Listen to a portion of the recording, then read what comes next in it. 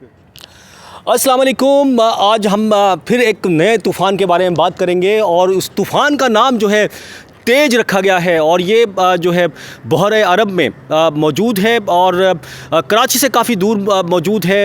इसी तरह पाकिस्तान के जो साहली इलाके हैं वहाँ से भी काफ़ी दूर मौजूद है और इसका रुख जो है ओमान यमन की तरफ है और इसकी मज़ीद जो सूरत हाल है इससे अभी एग्जैक्ट मतलब कितना फ़ासला है और इसकी शिद्दत इस वक्त कितनी है और कहाँ तक ये जा सकता है, इसकी शिद्दत कितनी बढ़ सकती है और किस साहिल से ये टकराएगा, इस तमाम सूरत हाल पर हम आज बात करेंगे।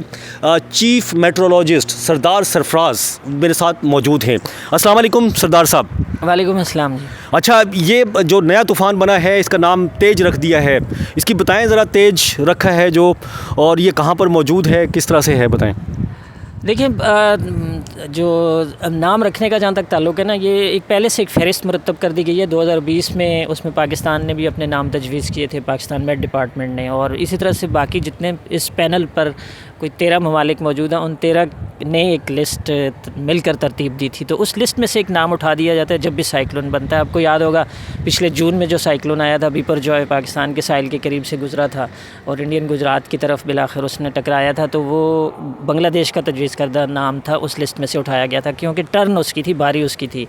अब उसके बाद ये जो साइक्लोन बना है इस अरेबियन सी में, तो फिर ये बी यानी अल्फ़ाबेटिकली चलते हैं, बी से बांग्लादेश और उसके बाद फिर इन जो पैनल में हैं ममालिक उनमें इंडिया का नाम आता है। तो इंडिया की जो तजवीज़ करदा फहरिस्त थी उसमें से ये तेज़ नाम उठाया गया। तो आपको पता है कि इंडिया वाले तेज़ को ही तेज़ इसका मतलब तेज़ है, मतलब तेज़ चलने वाला। जी, तेज़ चलने वाला, बिल्कुल उसी मुनासबत से इसका नाम है।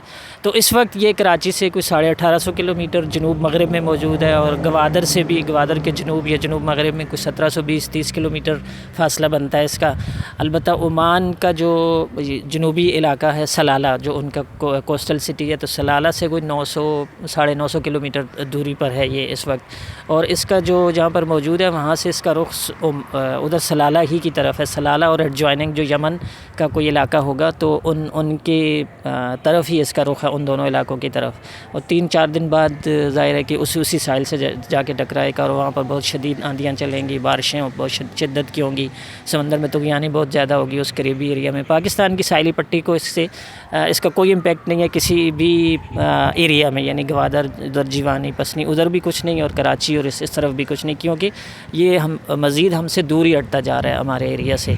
तो इस लिहाज से इधर आने का या इधर उसका कोई इम्पेक्ट छोड़ने का कोई इम्कान नहीं है। अच्छा, ये इसकी शिद्दत कहाँ तक जा सकती है और ये किस तारीख को मतलब बनना शुरू हुआ था और आज किस कंडीशन में आया, ये बताएं। ये पिछले 2 दिन से देखें, परसों से लो प्रेशर एरिया बना था और फिर कल जो है ना वो डिप्रेशन में कन्वर्ट हो गया था। रात गेट डीप डिप्रेशन, ये मुख्तलिफ स्टेजेस होती हैं इसकी, लो प्रेशर, फिर डिप्रेशन, फिर डीप डिप्रेशन, फिर साइक्लोनिक स्टॉर्म। तो आज सुबह जो है वो साइक्लोनिक स्टॉर्म की शक्ल इख्तियार कर ली है इसने, यानी साइक्लोन बाकायदा बन गया। तो बाकायदा जब साइक्लोन बनता है तो जब ही इसको नाम जो लिस्ट में से एक नाम इसको दे दिया जाता है और फिर इसकी शिद्दत डिपेंड करती है जो सतह समंदर की दर्जा हरारत होते हैं वो 30-32 डिग्री के आसपास अगर हों, यानी इस वक्त 29 से 31 की रेंज में है टेम्परेचर वहाँ पर। और दूसरा ये कि वर्टिकली विंड शेयर जो होती है वो कम है खासी, और फिर अपर एयर का जो विंड का आउटफ्लो होता है वो खासा इसको सपोर्ट कर रहे थे। ये 3-4 फैक्टर्स जो हैं इसको सपोर्ट कर रहे हैं मज़ीद शिद्दत इख्तियार करने में। तो इस वक्त साइक्लोनिक स्टॉर्म है, शाम तक ये सीवियर स्टेज में चला जाएगा, सीवियर साइक्लोनिक स्टॉर्म। इसका मतलब है कि उसमें 60 से 64 नॉटिकल माइल फ़ी घंटा की रफ्तार से हवाएं चलेंगी फिर उसके सेंटर के आसपास, और इसी तरह से फिर वेरी सीवियर की स्टेज इख्तियार कर सकता है आगे कल किसी वक्त। अच्छा, वेरी सीवियर की स्टेज होगी तो उसमें कितनी स्पीड से हवाएं चलती हैं? उसमें देखिए यानी 64 से लेकर 89 नॉटिकल माइल्स ये रेंज होती है वेरी सीवियर स्टेज की। तो वो उसको हरिकेन की जो कैटेगरीज़ होती हैं या टाइफून की जो कैटेगरीज़ होती हैं वो कैटेगरी 1 में जा सकता है। ये उस कैटेगरीज़ की अगर बात करें तो वो उसमें वो विंड रेंज होती है, यानी ज़्यादा से ज़्यादा 89-90 नॉटिकल माइल फ़ी घंटा की रफ्तार से। अच्छा, सुपर साइक्लोन इसके बाद आता है? जी, सुपर तो बिल्कुल आखिरी स्टेज होती है। देखें, साइक्लोनिक स्टॉर्म फिर उससे ऊपर जाता है तो सीवियर साइक्लोनिक स्टॉर्म, सीवियर से फिर वेरी सीवियर, वेरी सीवियर से ऊपर फिर एक्सट्रीमली सीवियर से ऊपर जब चला जाए तो सुपर होता है। सुपर होता है, अच्छा सुपर होता है। ये मैंने इसलिए किया, पहले भी हम इससे बात कर चुके हैं, दूसरी वीडियोस में ये चीज़ मौजूद है। ये तूफ़ान की जो स्टेजेस हैं, जो फेजेस हैं, वो किस तरह से और कितनी तेज़ हवाएं चलती है। एक दफ़ा फिर मैंने इसलिए पूछ लिया कि दोबारा रिपीट हो जाएँ। अच्छा, तो पाकिस्तान के किसी पाकिस्तानी साहिल को कोई ख़तरा है इस तूफ़ान से? नहीं, पाकिस्तानी साहिल को कोई ख़तरा नहीं है, इसलिए कि देखिए असल में जिस लोकेशन पर बनता है साइक्लोन वो कितनी दूर है आपके एरिया से, पहली चीज़ ये होती है। दूसरी ये कि अपर एयर की जो विंड्स होती हैं 35,000 40,000 फीट पर जो हवाएं चल रही होती हैं उनकी डायरेक्शन पे डिपेंड करता है।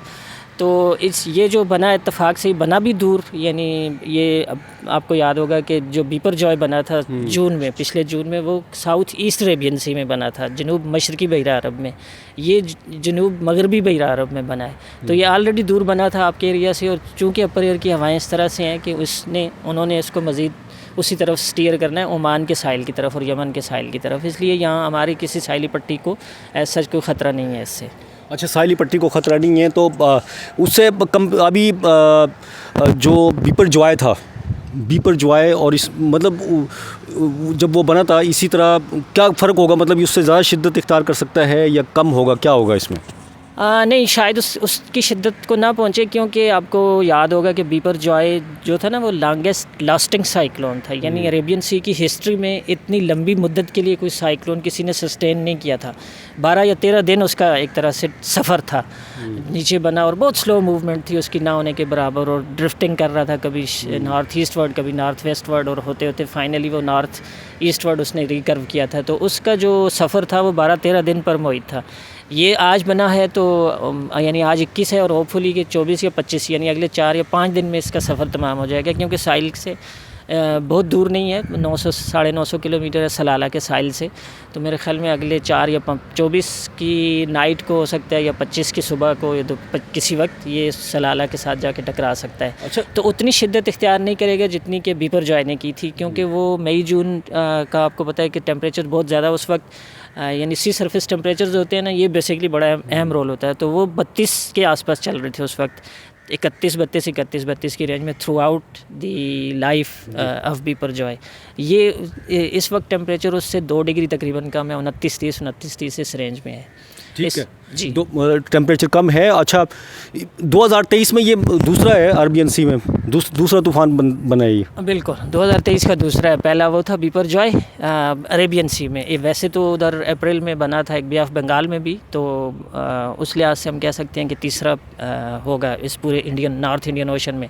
लेकिन अरेबियन सी से हमारा एरिया चूँकि कंसर्न अरेबियन सी से ज़्यादा होता है हमारे एरिया का कंसर्न, तो इस लिहाज से हम कह सकते हैं अरेबियन सी में ये दूसरा है इस साल का। और ये सीज़न जो होता है ना, पोस्ट मानसून सीज़न, अक्टूबर, नवंबर और दिसंबर के मिड तक, तो ये एक तरह से दोबारा से साइक्लोन के लिए फेवरेबल सीज़न होता है। अच्छा, महकमा मौसमियात किस तरह से इसको मॉनिटर कर रहा है पूरा? कोई मतलब सिचुएशन अगर खुदा न खास्ता अगर तब्दील होती है, क्या उसको किस तरह से वो कर रहे हैं? जी, हमारे ऑपरेशनल ऑफिस आपको पता है कि 24/7 बेसिस पे खुले होते हैं, और अभी भी कराची के दोनों ऑफिस, एयरपोर्ट वाला ऑफिस और हमारा यूनिवर्सिटी रोड वाला ऑफिस जो है वो 24 आवर इसको मॉनिटर कर रहे होते हैं। हमारे पास चाइना का दिया हुआ जो सेटेलाइट रिसीविंग स्टेशन है, उसकी मदद से डायरेक्ट सेटेलाइट का डेटा आ रहा होता है, तो उससे उसकी लोकेशन और उसकी सर्कुलेशन जहाँ पर बन रही होती है वो मॉनिटर हो रही होती है, यानी हर इंस्टेंटली वो साइक्लोनिक सेटेलाइट इन्फॉर्मेशन के ज़रिए। और दूसरा आपके पास जो सरफेस का साइनाप्टिक वेदर डाटा जिसे हम कहते हैं, सरफेस की ऑब्जर्वेशंस होती हैं, फिर अपर एयर का डाटा होता है, वो सारा ऑपरेशनल ऑफिस में हर घंटे बाद, हर 3 घंटे बाद अवेलेबल होता है, तो उसको एनालिसिस करके इस तरह से मॉनिटरिंग की जाती है। ठीक है, बहुत शुक्रिया। चीफ मेट्रोलॉजिस्ट सरदार सरफराज मेरे साथ मौजूद थे, उन्होंने पूरी तफसील से बताया तेज़ जो तूफ़ान है उसके बारे में। बहरहाल इसका रुख जो है जिस तरह से बताया यमन की तरफ है, और पाकिस्तानी साहिलों को की तरफ आने का इसका कोई अभी इम्कान नज़र नहीं आता। किसी और नए प्रोग्राम में इसी तूफ़ान के हवाले से भी और मौसम के हवाले से फिर हाज़िर होंगे। जब तक के लिए अब्दुल कदीर राना को इजाज़त दीजिए। अल्लाह हाफ़िज़।